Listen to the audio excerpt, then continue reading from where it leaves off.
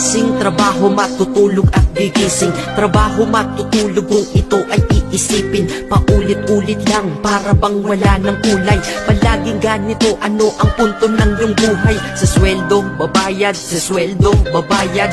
Kakasweldo lang pero ubos ang pera kagad. Ito ba talaga ang binigay na kapalaran? Hindi ka mabubuhay kung hindi mo babayaran. Mahirap pala to, sana maaga kong nalaman. Para kang malayang preso pag di ka anak mayaman. Dahil aking napuna kapag bumiyahe sa umaga. Mga tao sa paligid ko hindi rin maligaya. Tayo ay mga alipin sa moderno na lipunan. Magandang kinabukasan kailangang pag-ipunan. Pero pagkatapos nun, ano ba ang kasunod? Ika'y magkakasakit, mamamatay ka ng pagod. Di ba napakalupit? Ganito ba talaga? Habang nabubuhay ka, pera ang mahalaga. Kaya magtrabaho ka, magbanat ka ng buto.